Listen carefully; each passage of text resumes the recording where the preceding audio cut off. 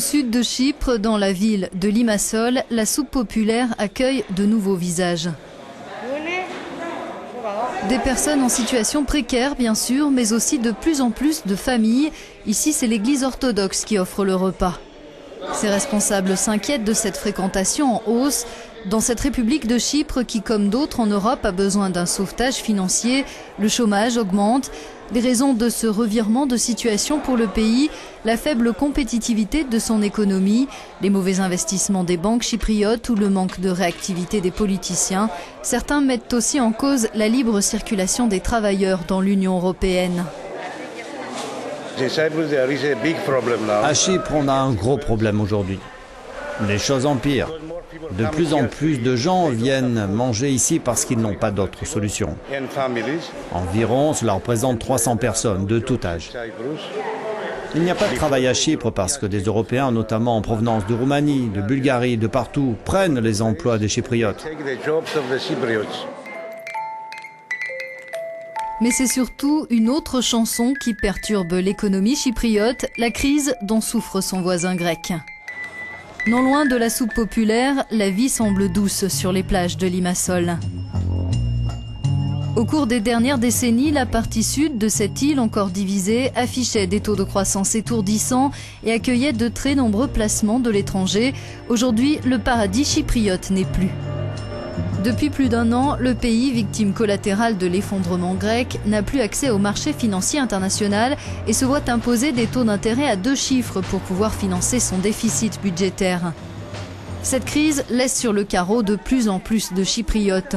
Lors du lancement du programme alimentaire par l'Église à Limassol il y a 9 ans, seules quelques personnes âgées se présentaient. Ces derniers temps, le nombre de bouches à nourrir s'est accru et de plus en plus d'écoles demandent de l'aide. Beaucoup de familles viennent ici.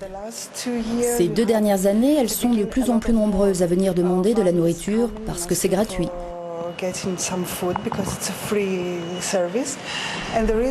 L'explication, c'est que l'un des 2 parents, voire les 2 parents, ont perdu leur emploi. Et ils n'ont plus d'argent à donner à leur enfant pour qu'ils s'achètent un sandwich ou un jus de fruits à l'école. Chypre pourrait avoir besoin d'une aide qui représente plus de la moitié de son produit intérieur brut de 17 milliards d'euros. Forte affluence à l'agence pour l'emploi de Nicosie, le taux de chômage vient juste de franchir la barre des 10%.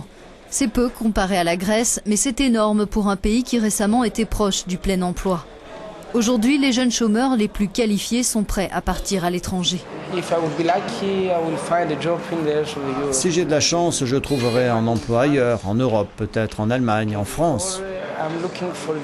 Je cherche aussi en Australie ou au Canada, mais ces pays demandent un visa et ce n'est pas facile d'en obtenir un.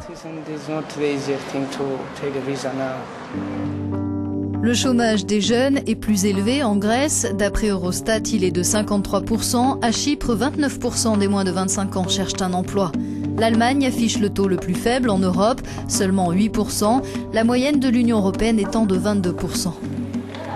À 27 ans, Yana a fait des études de graphisme. Elle a revu à la baisse ses ambitions professionnelles. Elle cherche dans le secrétariat, mais l'agence pour l'emploi n'a rien à lui proposer. La mère de la jeune femme n'a pas de travail, son père est dans la même situation. Ça fait 6 mois que je cherche. Pour tous mes amis, c'est pareil. Ils n'arrivent pas non plus à trouver un emploi. Dans mon cas, c'est à cause de la crise. J'ai été licenciée par mon employeur qui a dû fermer l'un de ses 3 magasins.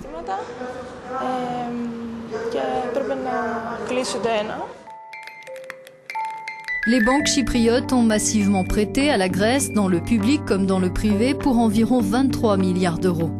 D'où leur besoin urgent de recapitalisation. La Banque populaire de Chypre, la banque Laïki, est exposée aux voisins grecs à hauteur de 42%. C'est 17% pour la banque hellénique et 34% pour la Banque de Chypre. Lorsque les investisseurs ont accepté l'an dernier pour alléger la dette grecque de se faire couper les cheveux, comme on le dit en anglais, c'est-à-dire d'abandonner une partie de leurs créances, certains ont perdu très gros, en particulier les banques chypriotes détentrices d'obligations grecques.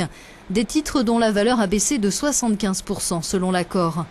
Une catastrophe financière qui alimente les conversations, que l'on soit initié ou non. Y a-t-il une solution? Que va-t-il se passer? Est-ce qu'on va améliorer les choses ou les empirer ou quoi? Il est certain qu'il y a une erreur dans les prévisions économiques. Le gouvernement a pris des décisions en s'attendant à une reprise, alors qu'il était clair qu'aucune reprise n'était en cours en Europe. Mais ce qui m'inquiète, ce sont les élections de 2013. J'espère qu'il y aura un accord entre partis pour mener des réformes et limiter les tensions sociales.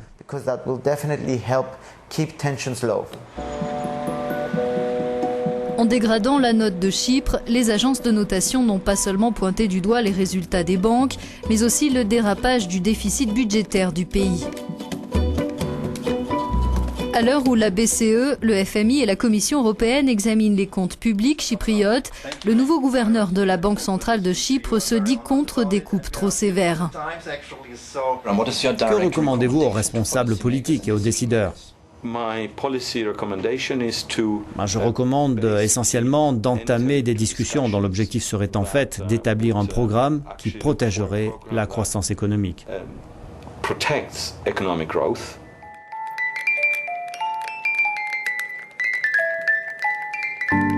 Signe visible de la crise, ces panneaux à louer ou à vendre que l'on trouve à foison sur les bâtiments.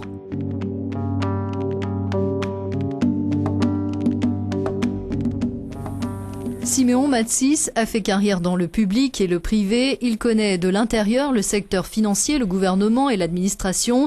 Et voici d'après lui ce que les responsables politiques devraient faire pour remettre le pays sur ses rails. Ils doivent réduire le nombre de fonctionnaires. Ils devraient aussi baisser le niveau des rémunérations, faire attention au secteur de la santé, contrôler les coûts, mais aussi s'attaquer à la question des retraites, parce que c'est un domaine très important pour lequel le gouvernement n'a pas pris les mesures adéquates.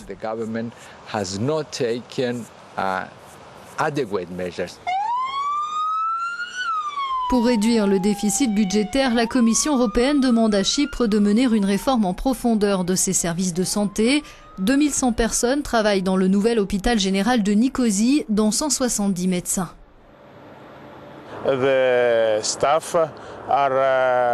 Les équipes sont atteintes dans leur morale en raison d'un nombre croissant de patients, du travail qui s'accumule et de leurs salaires qui ont commencé à être réduits. C'est l'une des mesures qui ont été prises face à la crise.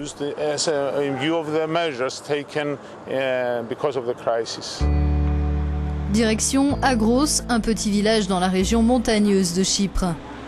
Pour faciliter le retour vers l'emploi, la Commission européenne attend de Chypre une libéralisation de son marché du travail.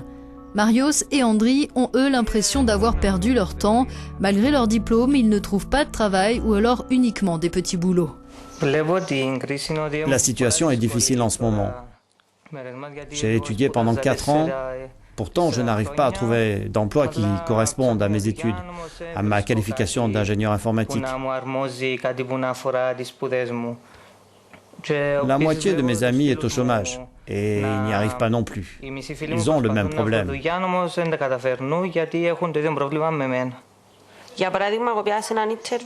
Une fois, j'ai eu un entretien d'embauche et le patron m'a dit que j'étais qualifiée pour ce poste. Mais il m'a demandé de travailler pendant 3 mois, sans rémunération, pour voir si le travail me plaisait, soi-disant, et pour savoir si moi, je pouvais répondre aux attentes. Au final, tous ces employeurs ne cherchent pas des salariés, mais seulement des esclaves.